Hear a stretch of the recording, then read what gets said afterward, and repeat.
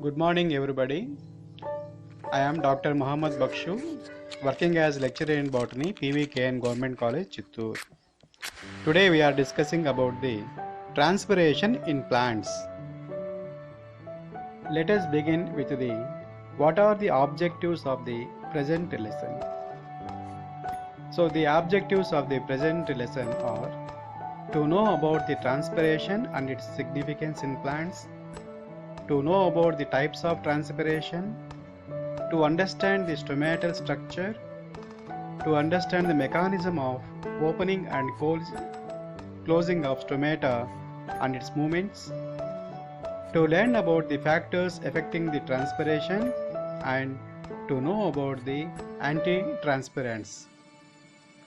The word transpiration means is a process of movement of water through a plant and its evaporation from the aerial parts such as leaves, stems and flowers.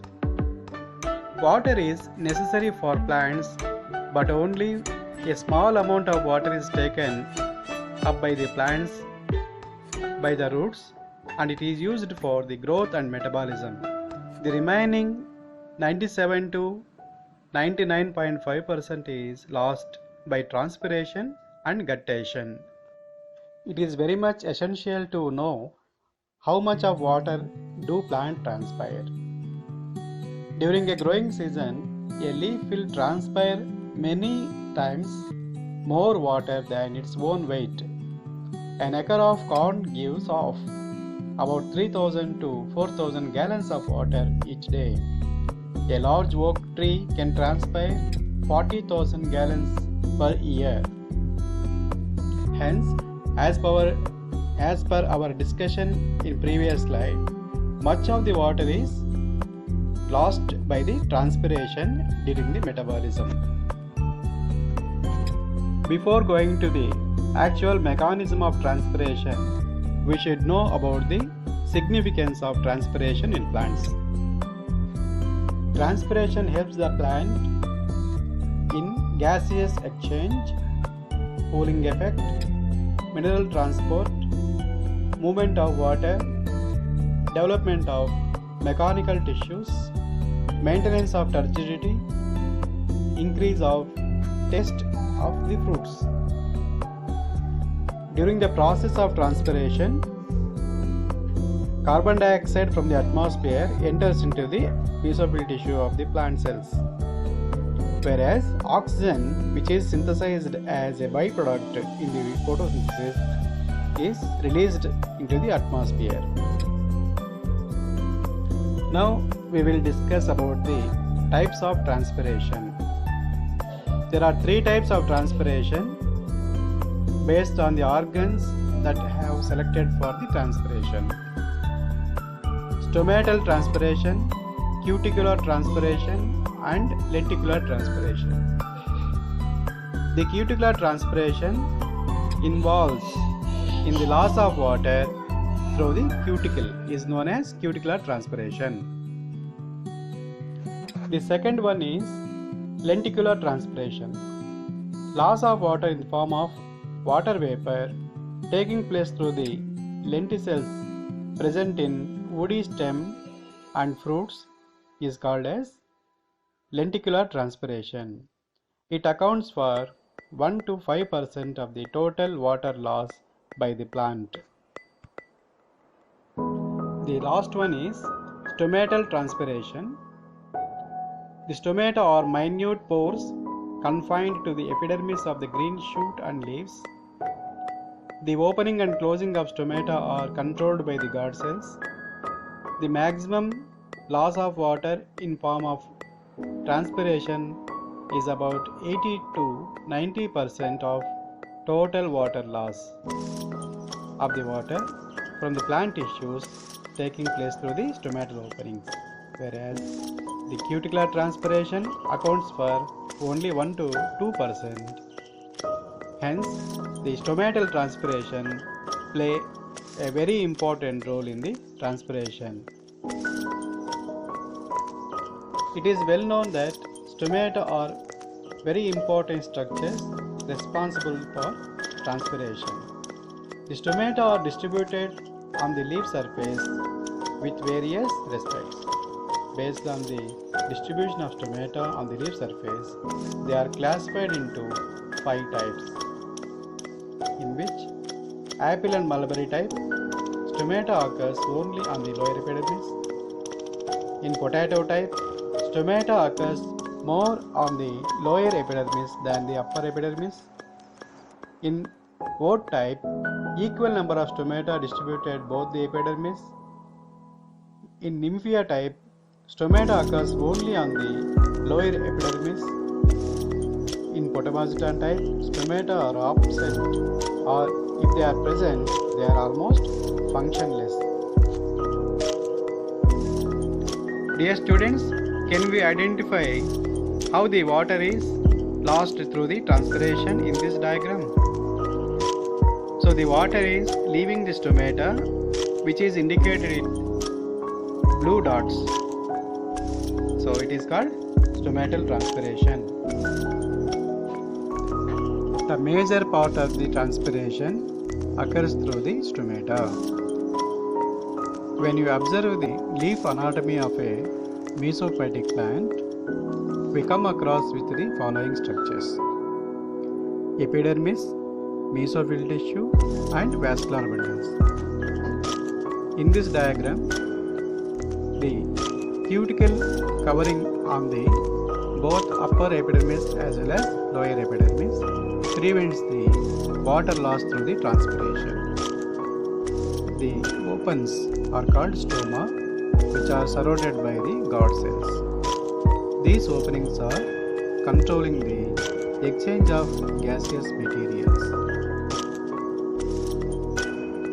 This diagram showing the surface of the leaf epidermis, in which we can observe the guard cells, which are in bean shape.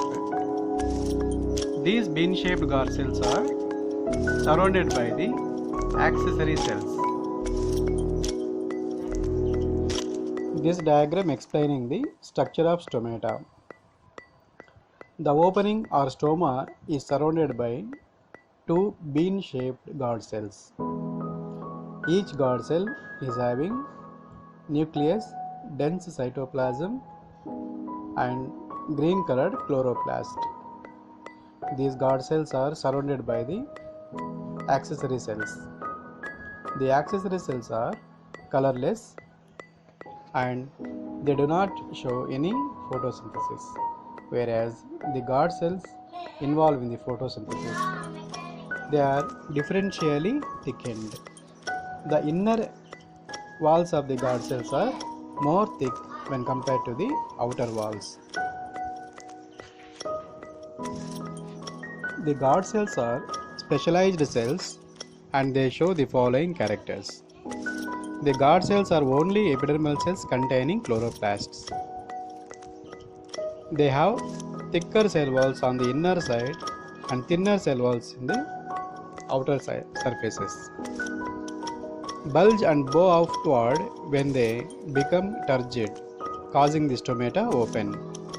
During the opening of stomata, turgor pressure in the guard cell results from the active uptake of potassium ions, chloride ions, and causes the osmotic potential variation. The water enters into the guard cells osmotically and responsible for opening of the stomata. When the guard cells lose water exosmotically, the guard cell becomes flaccid and leads to the closing of the stomata. The guard cells shows some variation in dicot as well as monocot leaves. In dicots, the guard cells are in bean shape, whereas in monocots, they are in dumbbell shape. Now we discuss about the actual mechanism of transpiration. The mechanism of transpiration is explained by various theories. Starch-sugar hypothesis was considered as classical theory, which is proposed by W. Scarth in 1932. Based on the effect of pH on the starch, phosphorylase enzyme, which is reversibly catalyzes the conversion of starch inorganic phosphate into glucose 1-phosphate. During the daytime, guard cell utilizes the carbon dioxide and produces carbonic acids, where the pH will become high in the cells. It favors hydrolysis of starch into glucose 1-phosphate. It is soluble in water and hence causes osmotic potential difference between the guard cell and accessory cells, and also increases the ionic strength difference. Then water enters into the guard cells due to the endoosmosis, and stomata opens due to the turgid guard cells. The stomata closes during the night times because the biochemical reactions which are occurring in the guard cells becomes reversible as in the daytime, and the glucose 1-phosphate now converts into the starch and becomes the less osmotic potential. Hence, the water in the guard cells move reversibly into the accessory cells, making the guard cell flaccid. Hence, the stomata closes in the night times. The second theory is ATP driven proton potassium ion exchange pump mechanism in guard cells, proposed by Levitt in 1974. According to this theory, the guard cell involved in photosynthesis during the daytime and produces hydrogen ions. These hydrogen ions diffuses out of the guard cells. The outward movement of hydrogen ions causes the active transport of potassium ions into the guard cells, as in the diagram. This exchange of protons and potassium ions is followed by the entry of chloride ions into the guard cells, results in electrical differentiation in the guard cells. Increased potassium ions inside the guard cells draws water from the surrounding epidermal cells by endoosmosis. The guard cell swells, turgid, and changes the shape and opens the stomata pore. The other theory proposed for the opening of stomata is active potassium theory. It is proposed by Levitt in 1974. According to this theory, proton uptake by guard cells, chloroplast takes place within the help of ATP. Increase in the value of pH in the guard cells, rise in the pH converts starch into organic acid, leading to the opening of stomata. These reactions induce the active uptake of potassium ions into the guard cell cytoplasm from accessory cells or subsidiary cells. At the same time, anions like chloride accumulate within the vacuoles. The protons are given off to the subsidiary cells, leading to the opening of stomata. It has been proved that the accumulation of potassium ions brings the opening of stomata and loss of potassium ions in the guard cells, closing of stomata. During the daylight, accumulation of potassium ions by the guard cells increases the solute concentration and decreases the water potential. It favors the endoosmosis of water, which is increasing the turgidity of the guard cells. These reactions lead to the opening of stomata. During the night or dark times, the loss of potassium ions in the guard cells decreasing the concentration of solutes, which is increases the water potential in the guard cells. It favors exoosmosis from the guard cells into the subsidiary cells, which is leading to the decreased turgidity. All these reactions favors the closing of stomata in the night time. This diagram summarizing the opening of the stomata. During the daytime, the guard cells involved in photosynthesis and produces malic acid. Malic acid now dissociate into malate and protons. The protons move outward and the potassium ions enter into the guard cells. This also followed by the entry of chloride and nitrate like anions into the guard cells. All these consequences increases the solute concentration in the guard cell cytoplasm. So due to these reactions, the osmotic potential of the guard cells become more negative. Hence, the water enters into the guard cells from the accessory cells endoosmotically, leading to the opening of stomata. During night time, the various biochemical reactions occurred in the daytime becomes reversed. The malate is now converted into the starch. The other solutes like potassium ions, chloride and other ions enters into the subsidiary cells, leading to the decreased solute concentration in the guard cells. This enables the increasing the water potential in the guard cells. Hence, the water enters into the subsidiary cells, leading to the guard cell as a flaccid cells. Hence, the stomata closes in the night time. During the high light intensity and high temperature, the plant starts the production of abscisic acid in the case of water shortage.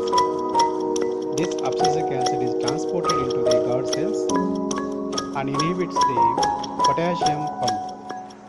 Hence, the pumping mechanism of potassium becomes arrested and the stomata closes. Hence, the plant can survive even in the high temperature conditions. Plant physiologist Curtis in 1920 commented transpiration as necessary evil. A large amount of water is absorbed, is lost during the transpiration, which is harmful to the plants. Unnecessary wastage of energy in water absorption, it may sometimes harmful to them in other respects also. Very often, rate of transpiration is high and soil deficient in the water. An internal water deficit is created in plants which may affect the metabolic process. Many xerophytes have developed structural modifications and adaptations to check transpiration. Deciduous trees have to shade their leaves during the autumn to check loss of water. In spite of various disadvantages, plants cannot avoid transpiration due to their peculiar internal structure, particularly those of these. Their internal structure, although basically meant for gases exchange, for respiration, photosynthesis, etc., is such that it cannot check the evaporation of water. Therefore, many workers like Curtis have called transpiration as necessary evil. Now coming to the factors influence the transpiration. The transpiration is affected by external factors as well as internal factors. The external factors like light, temperature, humidity, wind velocity, soil water content and atmosphere pressure affects the rate of transpiration in plants. Among external factors, light play a very important role in the movement of stomata and rate of transpiration. Plants transpire more rapidly in the light than in the dark conditions. This is largely because of high light stimulates the opening of stomata. Light also speed up the transpiration by warming the leaf. Temperature also influences the rate of transpiration. The plant transpires more rapidly at higher temperatures because water evaporates more rapidly at the high temperatures. The humidity also influences the rate of transpiration. When the surrounding is dry, diffusion of water out of the leaf goes on more rapidly air inside the leaf is saturated. The lower the relative humidity outside the leaf, the faster the rate of transpiration, as the osmotic potential gradient is steeper. Wind also play an important role on the transpiration. When a breeze is present, the humid air is carried away and replaced the drier air. Hence, the slow wind breeze improves the rate of transpiration. Then coming to the soil water content. A plant cannot continue to transpire rapidly if its water loss is not made up by the replacement from the soil. When absorption of water by the roots fails to keep up with the rate of transpiration, loss of turgor occurs and the stomata close. It immediately reduces the rate of transpiration. If the loss of turgor extends to the rest of the leaf, stem and plant becomes wilting condition. If you supply water in sufficient content, the wilting again retained, and the atmosphere pressure also play a very important role in the transpiration. Decrease in atmosphere pressure increases the rate of transpiration. Now we will discuss about the internal factors which affects the transpiration. The following factors influence the transpiration: leaf surface area and its structure, thickness of epidermis and cuticle, stomatal frequency, size and its position, root-shoot ratio, and finally hormonal content. The leaf surface area and its structure influence the transpiration. A leaf with bigger surface area will transpire faster than a leaf with a smaller surface area. More leaves means bigger surface area and more stomata for gaseous exchange result in greater water loss. The leaf modifications to reduce the transpiration in many xerophytes present. The thickness of the epidermis and cuticle also influences the transpiration. The xerophytes exhibit special adaptations to reduce transpiration like many layered epidermis, trichomes, thickness cell wall, high cutinization and waxy coatings reduce the transpiration very much. Now we will discuss about the effect of transpiration of root and shoot ratio. The high root and shoot ratio enhances the rate of transpiration. The hormones also affects the transpiration. The presence of abscisic acid in high concentration inhibits the rate of transpiration as it closes the stomata. The stomatal frequency, stomatal size and its position also influence the transpiration. Rate of transpiration is high in high stomatal frequency and bigger size. The occurrence of stomatal position on the epidermis also influence the rate of transpiration, which is high in the epistomatal condition. Now we will discuss about the adaptations to reduce the water loss in xerophytes. In xerophytes, thick cell wall, thick waxy cuticle, reduced leaf area, hairy leaves, sunken stomata, rolled leaves are very important adaptations to reduce the transpiration. Increasing the water vapor around the stomata reduces the water potential gradient, so slows water loss. Now we will discuss about the use of anti-transpirants. The chemicals are the substances applied to the transpiring surface with the aim to reduce the transpiration are called anti-transpirants. There are some common examples of anti-transpirants such as abscisic acid, phenyl mercuric acetate, carbon dioxide. The rise of carbon dioxide concentration from 0.03 to 0.05% induces the partial closure of stomata and reduces the transpiration. In the same way, abscisic acid and phenyl mercuric acetate also reduce the transpiration. Spraying the thin layer of oil coatings, waxy coverings reduces the transpiration for some period. Spraying of chalk powder dissolved in water also reduces the transpiration. These anti-transpirants are highly beneficial to control water loss during the drought conditions in the crop plants. Dear students, transpiration in plants is one of the important topic. Go through different reference books for the transpiration topic, and thank you very much for patient listening and observing the video. Thank you very much.